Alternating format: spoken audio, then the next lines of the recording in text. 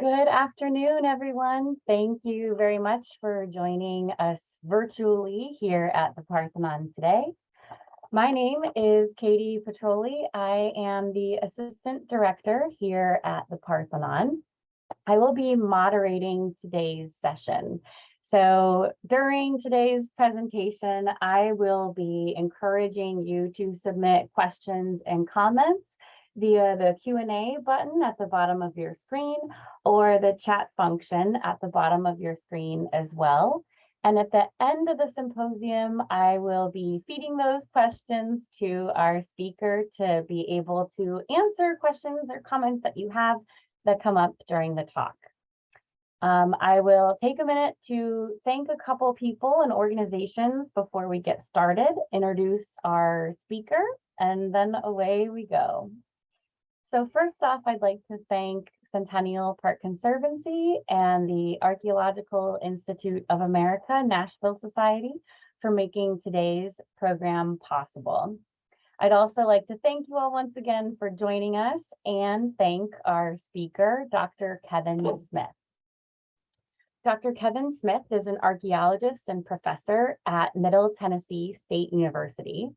And his research interests include the late prehistoric Mississippian cultures of the Midwest and Southeast United States, Mississippian art and iconography, the history and development of Southeastern archaeology, frontier period archaeology, which is about 1760 to 1820, the archaeology of African American lifeways, which is about 1783 to Reconstruction, and Native Americans and popular culture.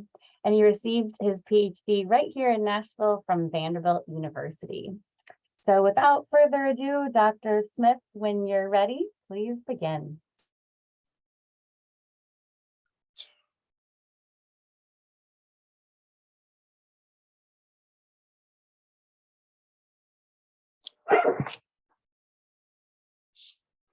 All right, so we'll come back to this painting a little bit later. There we go. All right, so I did want to acknowledge that this is National Native American Heritage Month, so it's an appropriate time for us to remember the ancient peoples who were here before the arrival of the Donaldson-Robertson Party in 1779. But before turning to the topic of color, I thought perhaps a little background for those who are less familiar with ancient Nashville might be warranted. So the civilization that thrived here is part of a much bigger world, what archaeologists refer to as the Mississippian culture that began to emerge out of the central Mississippi Valley around 8900 east of modern St. Louis at the site of Cahokia, one of the United States' few cultural World Heritage sites. Cahokia is the largest prehistoric settlement north of Mexico, and indeed is larger than many of the well-known sites in Mexico.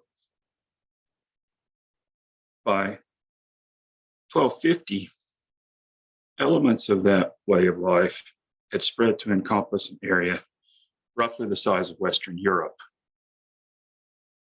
The invasion of the Southeast by Spanish conquistadors beginning in the 1500s marks the beginning of the end for these mound-building cultures. By its peak around 1100, Greater Cahokia sprawled over as much as 10 square miles and was occupied by as many as 50,000 people. London, shown on the right here, at the same time, had a population of around 15,000 people, just for comparison.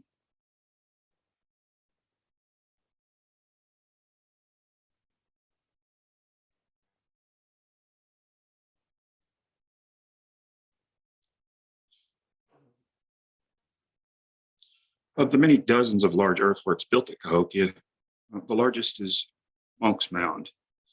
But let me step back a second, just for another point of comparison. In the modern era, Philadelphia was the first American city to reach the size of ancient Cahokia.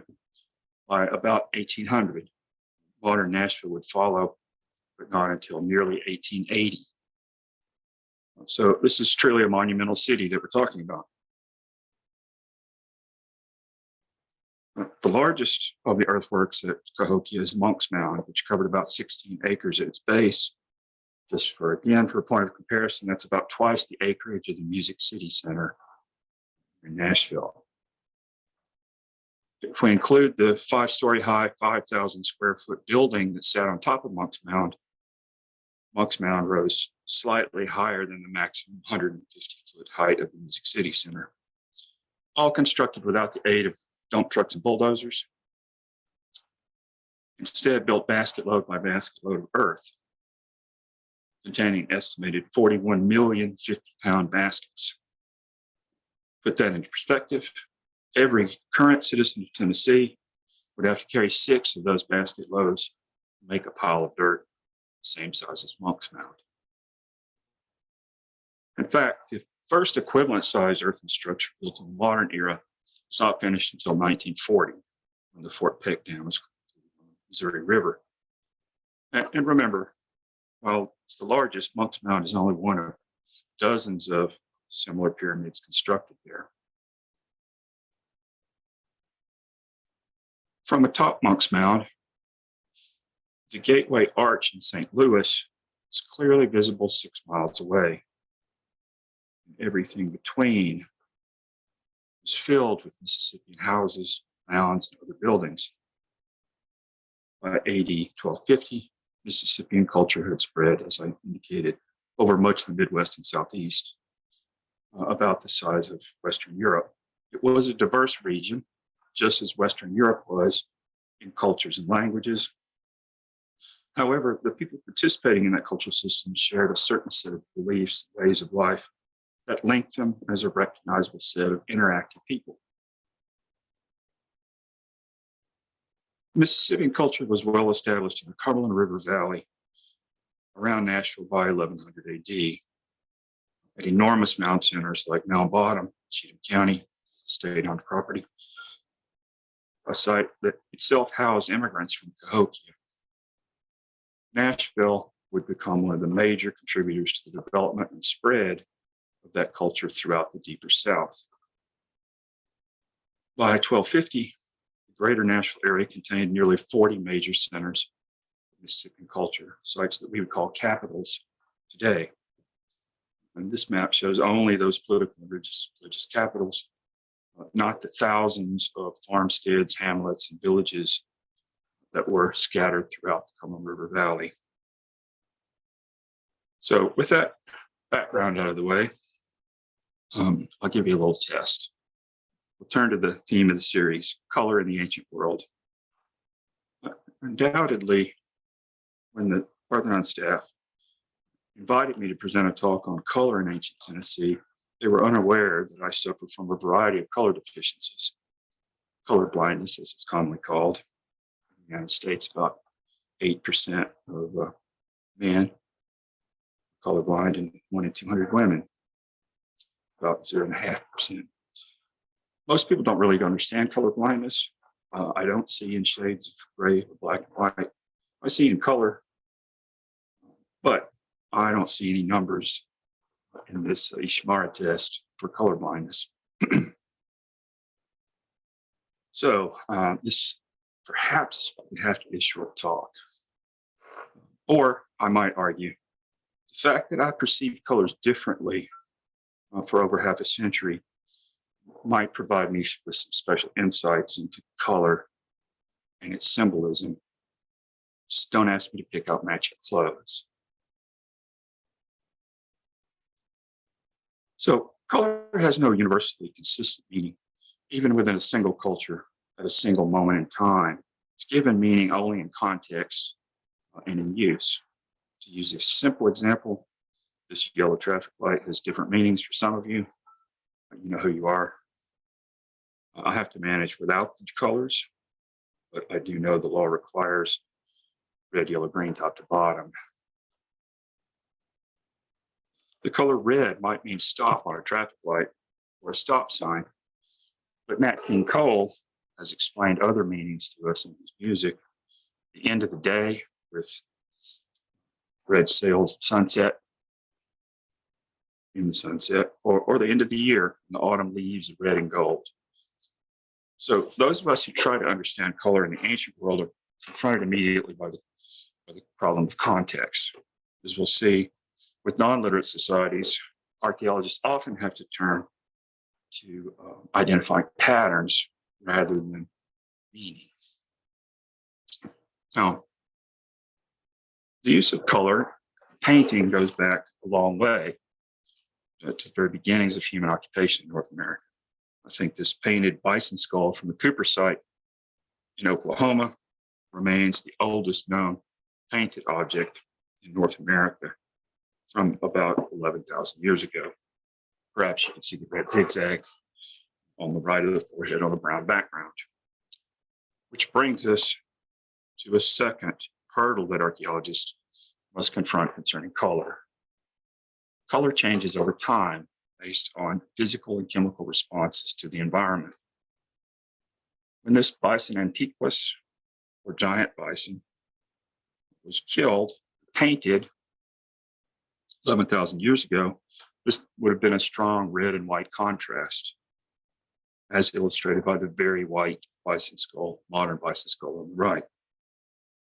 The red-white color contrast would become one of the most important Southeastern US some 10,000 years later. The most important metal for indigenous Tennesseans was native copper. Most of that copper was traded to Nashville from the glacial till of the Great Lakes region as part of the vast trade network Mississippian peoples participated in. Pre-mined by the glaciers and left behind when they melted. We know where it came from because of the composition of the copper, which is different chemically than that available in Southeast Tennessee from our own copper basin. So let's look at what a few of these objects look like today. At the 2,000-year-old glass mounds in Franklin, Tennessee, a multitude of copper artifacts were covered in the 1800s, including this musical instrument called a panpipe. Color-wise, not so impressive after 2 millennia. Or this incredible copper faceplate from the same site, which was one of the objects from Tennessee displayed at the first World Fair exhibition in the United States in Philadelphia, celebrating the 1876 centennial. And this faceplate from the Woodland era is one of only a handful known from the entire country. Or a multitude of equally stunning copper objects from the Mississippian era. Those on the right are from Tennessee. On the upper right are copper ear spools, which you can see in the ears of both the profiles on the left. But let's imagine what they would have looked like 800 years ago. Here's a piece of modern copper art given to me in 2011. It's inspired by a Mississippian rain-shell gorget from the Cumberland River Valley, created by Bruce Burton, former student and friend. Encased behind glass in this frame, it has retained that lustrous cuprous red that would have characterized those prehistoric pieces as well. That process of chemical change is well known to all of us. Pennies. I pulled the 4 pennies on the top of various ages out of my piggy bank, various stages of dirty brown, even the one that's only 2 years old. 30 seconds in vinegar and salt, and they're restored to something of their original luster on the bottom left. And on the right, you can turn them green fairly easily if you need some St. Patrick's Day party favors. Just look up on your favorite search engine, turning pennies green.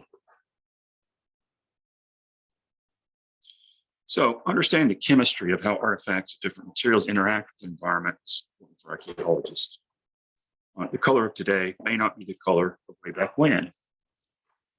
That is, of course, relevant to broader things, like why the Statue of Liberty, originally that gorgeous copper red, Still fairly lustrous on the left in the 1900 photo, but it has turned to greenish blue or bluish green over time.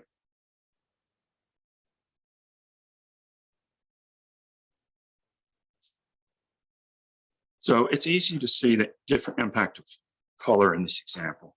These two panther faceplates were probably made on the same template in workshop. The one on the left is preserved in a museum collection in its found condition. The one on the right is in a private collection and was cleaned by the owner to restore that copper luster. See more quick examples. This is galena or lead ore. On the left, a chunk in its natural state in my hand, and on the bottom, a galena cube, commonly found at sites in the River Valley. Doesn't look like too much after 800 years, but inside, as you can see on the right, it's cut open. A very stunning kind of mineral. Roasted in an oxygen-rich fire, it produces a white pigment, which would have been one of the colors used by ancient peoples. It's probably best not to roast these alongside your chestnuts this holiday season, though. Another example, mica, which is imported to here from North Carolina, western side of the Appalachian, which makes stunning mirrors in their original form. The tiles on the left are modern product. With the proper backing, you can turn them into nice mirrors. The two on the right are examples of the Mississippian and woodland periods from the River Valley. But moving on.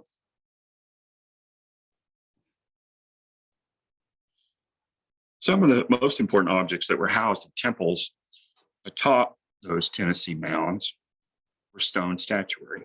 Tennessee Cumberland style of stone statuary has been one of my most significant areas of research for over 30 years.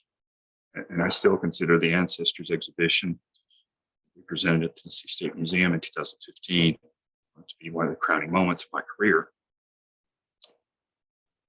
During that exhibition, we were able to facilitate the research of then Ph.D. students, Bo, now Dr. Bo, on non-destructive tests of pigments on the statues and the composition of the stone. Here, she's using portable X-ray fluorescence to examine pigments. Another technique, also non-destructive, is fiber optic reflectance spectrometry, or FORS. So the pigment research was important here because out of the 90 plus known statues, only 4 of them appear to have been painted. The 4 shown here together in a photograph for the first time as they were gathered from 2 private collections and museum as well for the exhibition. These are all from the state-owned Sellers Mound site near Lebanon, Tennessee. The famous Sellers Mound has the most pigmented statues, including a yellow mask that was first noticed during our research, black on the eyes, face paint, and red on the lips. These are the primary constituent colors used by indigenous Southeastern painters. Paint recipes, as established by Sierra, are a chromophore mixed with water and then applied to the subject. The red and yellow pigments are made from hematite, red ochre, limonite, or yellow ochre. Black can be made from manganese, bone black, or vegetable charcoal. In these cases, the black comes from vegetable charcoal.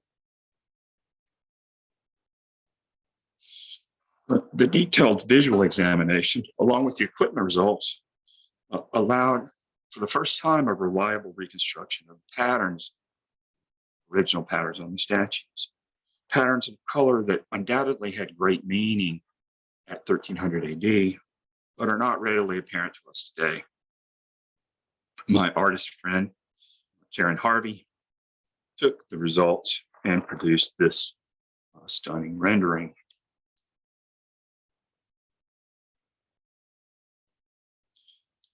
Equally stunning to me during the research part of the Ancestors exhibition was the observation that the male-female pairs, these are pairs created by the same sculptor, or at least in the same workshop, that they exhibit differences in color. They appear to be made from exactly the same stone, probably from the same quarries, although the pairs coming from the same quarries. But males are lighter in color, females are darker. While we have not yet resolved an answer to that question, it's a possible pattern. It may relate to associations of males with the upper world, females with the beneath world. And we'll see this pattern again in a different kind of artifact. So Wren was able to capture that distinction in both of her pieces of art.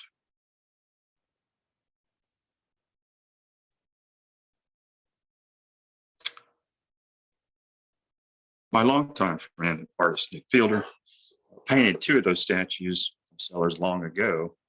Unbeknownst to him, captured the light-dark female distinction long before the rest of us noticed it. Now, let's visit one more part of the theme of lost color. While many participants in the Mississippian world decorated their ceramics with paint, engraving, and sizing, paddle stamping, and other techniques, those around Nashville were reticent to decorate their pottery, except in a few instances. They developed negative painting to perhaps its finest form in the Western Hemisphere, which is a lost color technique. Rather than being depicted by positive painting on the pottery, the image was created as the negative. In other words, the vessel was created and fired. Then, in my estimation, the design was created on the vessel surface using strips of clay. The vessel was then dipped into a slip, cream or white usually, but sometimes darker, and then it was refired. Once complete, the clay strips were peeled off, leaving the intended image in the negative. So the technique has long been called lost color. It was mastered in only a few places in the world. The end result, however, is much more fragile than positive painting. That thin slip that outlines the design frequently does not survive the rigors of the archaeological record. And the two on the left here are fairly spectacularly preserved examples. The one on the right, more typical. On the left here, we have an example that I believe represents part of that process, an example that has been fired, but does not ever appear to have been finished with negative painting. So they stopped halfway through. In the middle, we have an example of an extraordinary negative painted piece with only a tiny bit of surviving painting. You're able to see a little bit of it survives in the shoulder here. Most of the rest of it is gone. On the right, another example with only a small amount of surviving evidence of negative painting. The women shown on these bottles are, we argue, wearing a negative painted textile that was real, but rarely survives. This example, the Spiral Mounds in Oklahoma, is a rare example that was preserved because it was buried with copper salts, which impregnated the fabric and helped to preserve it. You know, resist dyeing of textiles is well known today in batik samples. And I suggest that much of the color that we've lost from Nashville was on textiles like these and basketry, which we also only get in very rare circumstances.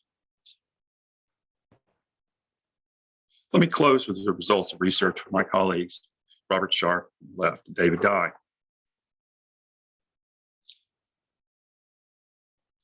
Plates and shallow bowl forms shown here are negative painted both on the rim and occasionally in the well with a variety of motifs. Equal arm crosses and fringed poles are the most common. These are the most common finds in this area. The other form that receives negative painting are bottles. Craft neck forms like those shown here. We have many examples, including the so-called dog effigy bottles, like that at the left, concentric circle bottles, and rayed circle or equal arm cross bottles. The final form exhibiting negative painting is the hooded effigy bottle. This is called a hooded effigy bottle because the orifice is on the side of the top. On this vessel form, negative painting is tightly restricted to 3 types of effigies. Our Lady of the Cumberland, which we talked a little bit about earlier. Owls, shown in the center, and a distinctive character shown on the right that we originally called Bloody Mouth, just have a reference term, during our initial examination at the Texas State Iconographic Conference in 2009. My first encounter with a specific bottle was in 1998 when Mike Moore and I traveled to the Peabody Museum at Harvard to document their collections from the Roseford Kaiser Mounds in Suffolk County. As best I can recall from way back when, I commented to Mike that I couldn't really understand why somebody would slap some ugly modern paint on an otherwise amazing bottle. I assumed that red-brown paint around the mouth was modern because at that time it was a unique piece. Seemingly dashed on, positive painting seemed out of place for what I knew about Mississippian artisans. Over 2 decades later, we documented many other examples, most of which exhibit the mouth surround that we now recognize as one of the hallmarks of this specific non-human personage or deity. That this specific cultural expression is tightly rooted geographically in the Middle Cumberland region around Nashville seems secure at this point. The most distinctive minimal feature of this personage is a complex tiered depiction on the top of the head, a mix of hair and other elements. For the core of this corpus around Nashville, we also note the negative painting on the head, body, a mouth surround, and positive painting that encompasses the lower nose and mouth, and a 4-lobed vessel body. There's some other important traits, but that'll come up later. We've identified 2 consistent groupings within this group's assemblage of bottles. Group 1 currently consists of half a dozen examples, 3 of which are shown here in frontal view. The key traits of this group include a relatively simple headgear, large blank pad eyes, positive painted mouth surround, and small ears depicted low on the side of the face. And you may want to keep the size of those ears in mind. In profile, group 1 further illustrates the simple tiered headgear and those relatively small ears low on the side of the head.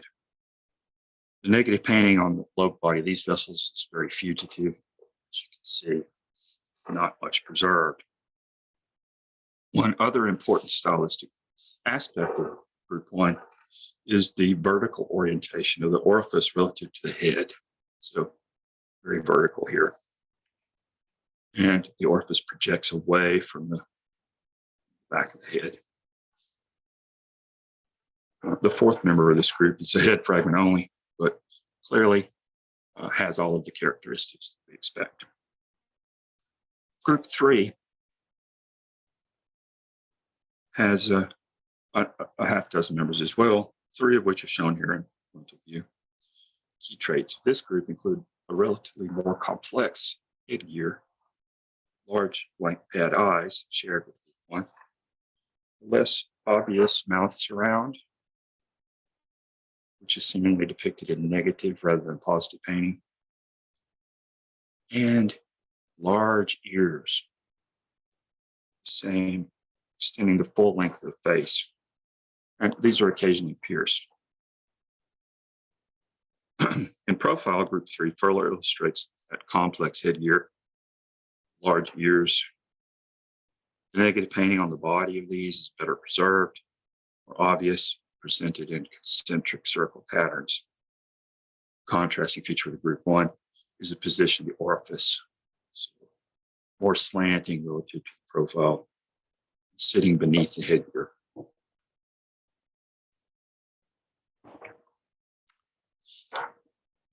Two additional members of group 3 are shown here. Both pieces show singular affinities with group 1, might be considered transitional, but overall, they both fit most closely with group 3.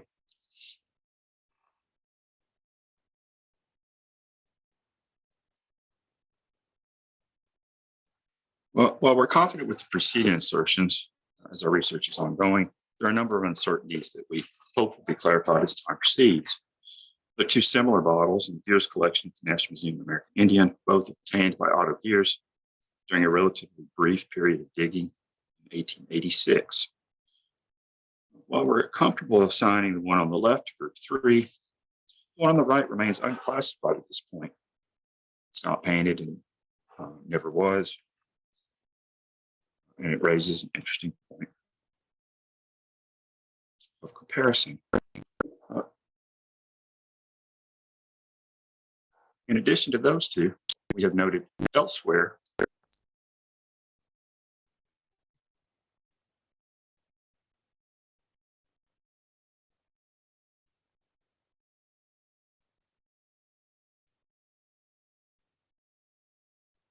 I froze up there for a little bit, so I was pausing.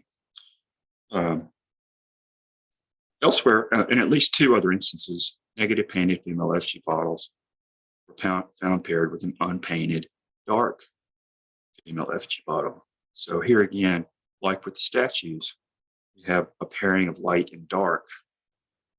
Whether that pairing, painted and unpainted in this case, was symbolically important remains to be further considered.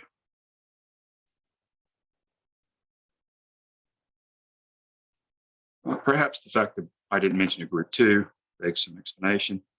In a future publication, Robert Sharp will present what we all agree is a compelling argument that our group 1 bloody mouth bottles were created not only in the same workshop as the group 1 and group 2 female effigy bottles shown on the lower left here, but indeed were made by the same extraordinarily skilled potter, almost certainly a female, who we now call semi-anonymous MCR Potter 1. So we merged female effigy bottles groups 1 and 2 after additional studies, so we decided to omit creating group 2 for bloody mouths. The same can be said for group 3. Robert will also be presenting an argument that our group 3 bloody mouth bottles were created by a second identifiable potter, MCR Potter 2. More on that in the future.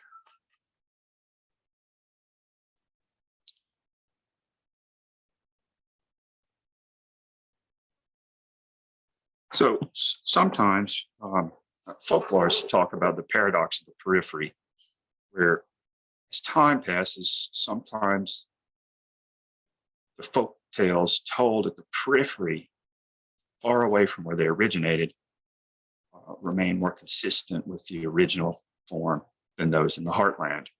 So sometimes we find that is the case for archaeological things as well, that there are keys that can be found at the periphery, like in Illinois here. This key piece that connects our bottles to a set of human effigy bowls was brought to our attention by our friend Brian Butler. To our eyes, this is clearly a rattlehead rim rider version of bloody mouth.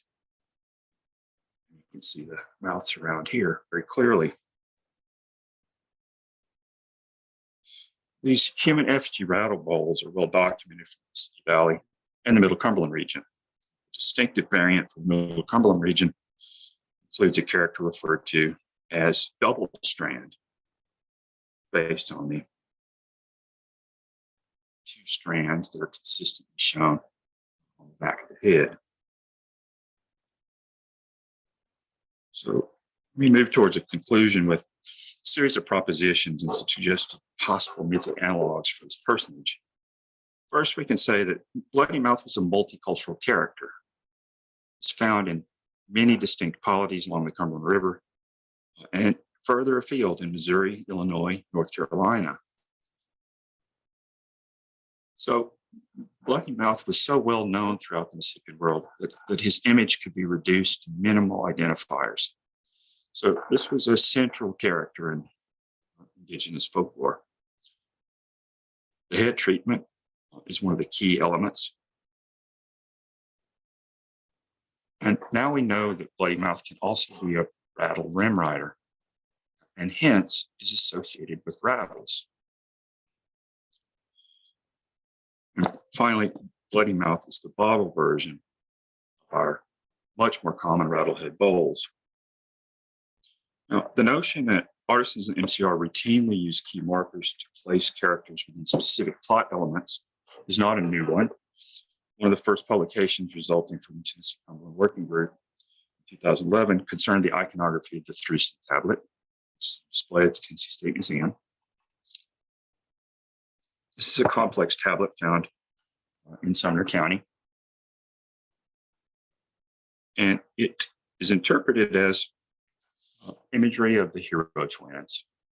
These are, along with the Earth Mother, the Corn Mother, are the most important deities throughout North America and in fact throughout the Western Hemisphere.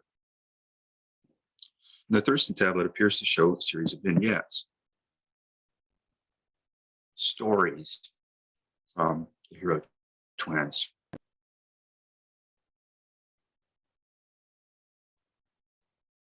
In 2014, George Langford and David Dye presented an argument that Mississippi Valley rattlers were representations of the wild twin.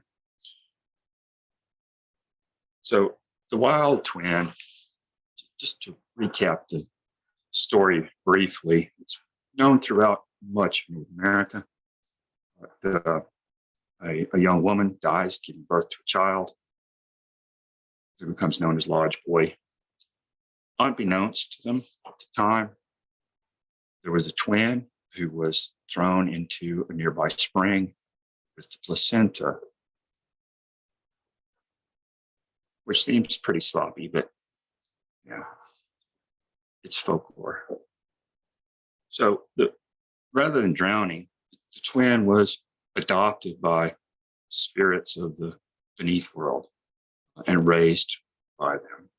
So these are underworld monsters who raised the boy, and he gained extraordinary powers because of his association with these supernatural personages. The myth, most common version of the myth, is called Lodge Boy and Thrown Away, or LBTA. Paul Radin, prominent scholar, considered this story so important in Native American tradition that he called it the basic myth of the North American Indians.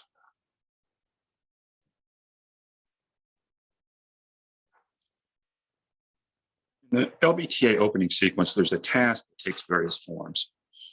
The lost twin, thrown away, has to be domesticated by his brother and father. So, on the pretense of delousing, Lodge Boy tied his brother's hair with buckskin strings. Later, the strings and some of the boy's hair was placed in a separate bundle. The wild boy always wanted his hair back, but as long as it was kept in the bundle, he stayed with his brother. And the Ski Pawnee version of that says, now, Lodge Boy, I want you to twist your head around. And the two boys, these are gods, so they can twist their heads around if they want. They twisted their heads around, and their heads rattled as if they were gourds. And they do act as children, so they're mischievous. They do kill the monsters here to protect humans from them, and hence they're called the hero twins. From the crow, we have another example. The twins sat among a lot of pebbles. Cut a piece of skin from my temples, cut it off and spread it out. Take this stone and make a hole in my head. He did. Take my brains out. He did. Are they all out? Yes. take a lot of little stones and put them in. Now he sewed up his head and shook it. It began to rattle. He came back, and whenever he moved about, his head rattled, and he was pleased. So this is what we call a charter myth. This is the story of how rattles came to exist. So the twins are the creators of the rattles that we're familiar with in Native rituals even today. So building on that work, I proposed in 2012 that the double strand rattle bowls were that same character. The Kincaid rattlehead provides a link between our double strand rattlers and the bloody mouth bottles. So we're arguing here that MCR potters depicted the wild twin in two different forms using different markers to define distinctive segments of the twin story. Another portion of the opening sequence, the LBTA, includes another way that the wild boar could be domesticated. When he was found, he had long hair, animal-like, and a long animal-like nose. So he didn't look human. After the father and the brother captured him, in those versions of the story, they cut his nose off and made it look like a human nose. So here, I've asserted the possibility that what we call bloody mouth might more accurately be titled bloody nose. The clearest depictions do show what could be blood pouring from a severed nose down around the chin, perhaps connecting this to twins. Although we recognize the cautions in drawing ethnographic information about prehistoric times directly from 19th and 20th century myth collections, since both loss and alteration have occurred through time, but the appearance of figures and plot elements in multiple geographically widespread narrations is a clue to the earlier beliefs. So moving towards conclusion, this time drawn from Marine Shell Gorgets. On the left, the original version of that copper piece that Bruce made and I showed you earlier. Here's showing a double strand and another on the Douglas Gorget from Missouri, double strand. So these, we believe, are also connected to the twin stories. Here you can see the long animal-like nose as well. On the periphery again, the twins bowl from Cross County, Arkansas, unnoticed until we began researching bloody mouth. One of the heads shows a mouth surround, which is a circle there, which would originally have been reddish brown hematite paint, but it turned blackish brown during the firing process. Closing, another anthropomorphic vessel form known from here, common in Southeast Missouri, two-faced bottles, sometimes called Janus bottles. Given that there are two faces, they obviously beg interpretation as the twins. Fortunately for us, at least one artisan from the Rutherford Kaiser's mounds in Hendersonville elected to grace one face with a mouth surround, which you can see here in this photograph. And as our research continues,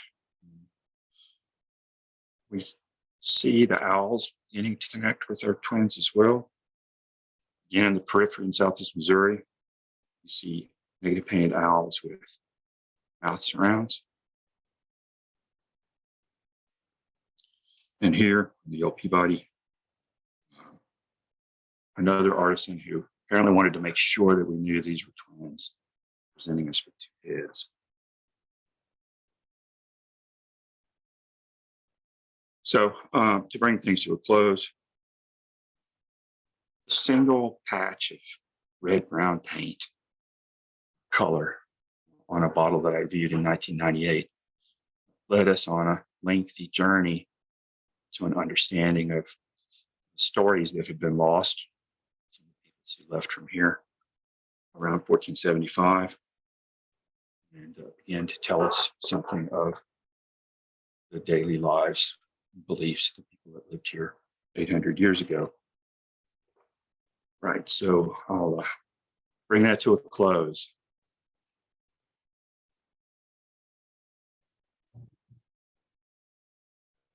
Well, thank you very much, Dr. Smith. That was an incredible observation and discovery and story of one small example of pigment that expanded to what sounds like be something iconic for Nashville. So now that the presentation is finished, if you are listening and have questions or comments or things you are wondering, please feel free to take a couple moments and type them up in the Q&A function at the bottom of your screen or the chat box as well. Of course, as always, I have a couple questions, but I also have already noticed a few come through. So we will get those answered first in the order they come in. So take a couple minutes and add things that pop into your brain as you see them. Our first question is in regards to the 4 painted figures that you showed, the 4 that were from the 2015 State Museum exhibition.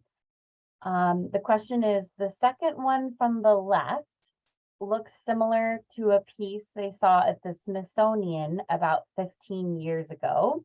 They took a picture but can't locate it. And but they remembered it was found in Cumberland County, Tennessee. Could you talk a little bit more about the 4 figures and their find spots?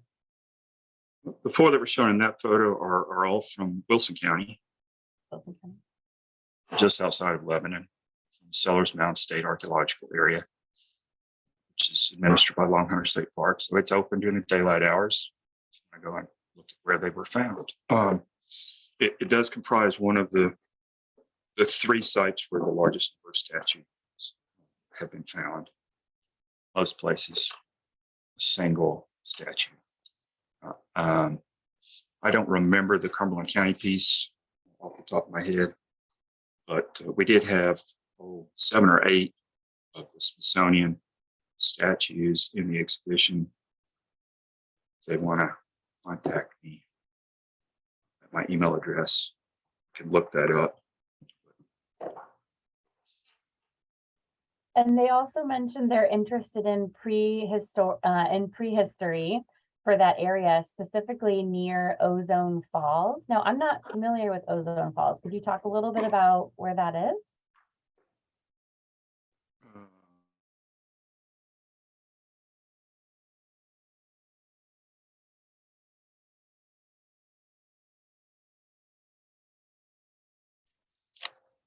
So I don't know much about it either. The next question is, do we know what the colors were made from? And you mentioned hematite and ochre. I heard those 2. Are there other color minerals that have been discovered? Well, the primary ones that are used for painting, for rock art, either in open air sites or cave sites where we have lots of painted pictographs. The largest concentration in North America found here in Tennessee, mostly in Middle Tennessee, along the Cumberland Escarpment. The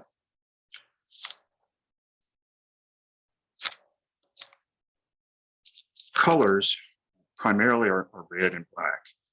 So the black's made from charcoal, virtually all the time. Sometimes it comes up as being made from burned bone, but almost always vegetable charcoal. It can also be made from manganese, which can be differentiated, really only using that equipment, which is non-destructive. The black pigment pictographs are usually found in caves. The ones in the open air are almost always red. And they're made from red ochre or hematite, just technical name for red ochre. The yellow paint that was on the face of the male statue is made from another version of ochre, yellow ochre, which is also called limonite. So those are the 3, along with the white paint, most of which is probably made from galena, which is why they're trading galena in. Now, the other colors that would have been more prevalent, I would say, are going to be, I didn't have time to put these in, but the textiles we know were decorated with many other kinds of colors, because dyes are much easier to make from different things, insects and others, plants, and paint. So we can make brown paint, a brown dye from lots of stuff and dye the textiles. But also they were using bird feathers of many different kinds. And there were a variety of different colors. The only thing missing today is green, but we had that in Carolina parakeets before they went extinct. So almost any color you could imagine would have been shown on those cloaks. Turkey feather cloaks, pretty astounding, still made today by many of the Southeastern tribes. That's the long answer. That's amazing. I took some notes myself. Can you tell us more about the lost color techniques? Why was it not used more or continued to be used? That's a good question. It's not an easy technique to figure out. In fact, a number of modern potters have tried to replicate that and with very mixed results. So I think it was only invented in a few places by potters. The Angel site in Indiana was a center of native paint production, and obviously is related to what's going on here in Nashville from other connections that we can see, including that little bottle head rattle with bloody mouth on it. So part of it's the difficulty of it, and I think we are arguing that much of the dozens of examples that we've seen that were produced in Nashville were made by two women, probably related to each other. One of them may have been a daughter of the other. Shows a different style, slightly different style, but lots of overlaps, as if she had learned it. Might not be a daughter, but someone who worked as an apprentice. But those, we suspect that those two women developed that to one of its most gorgeous art forms in North America. And then people from all over the Midwest and Southeast would have come here to apprentice with, perhaps spending several years learning how to make native painted pottery and also native painted textiles, we suspect. So one of your prizes for passing the test would be to take that negative painted textile that the bottles are wearing to demonstrate that you were now an expert in that type of art. So I think it's really a difficult thing to produce, and I wonder if you figured it out. Well, and potentially related, we do have a question in the Q&A. Could you tell us a little bit about why or how the NCR1 potter was identified as female? Well, obviously we don't know. We don't have fingerprints on any of them that we could look at the size to see if it statistically looks like a female, but which has been done in some places, like Mexico. But for the Southeast, all the potters were women. And in fact, throughout most of North America, we could say that was always true.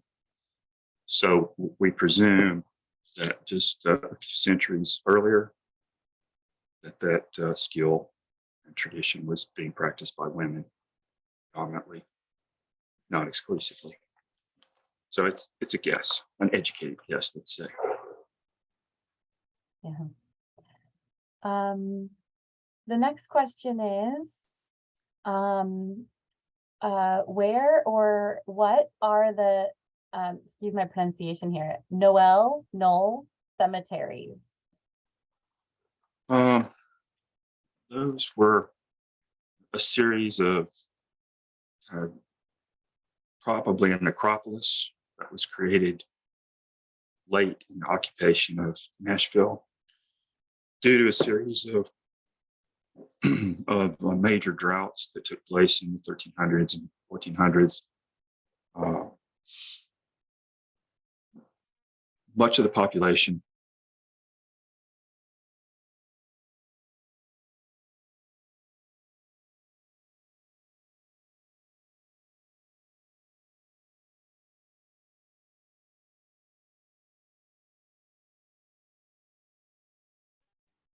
It seems that Dr. Smith is temporarily frozen. We'll give him a minute to join back in.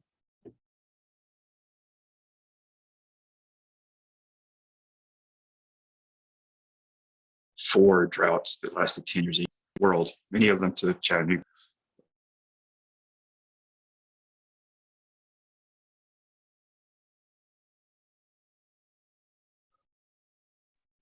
Oops, All my right. screen went white for a second.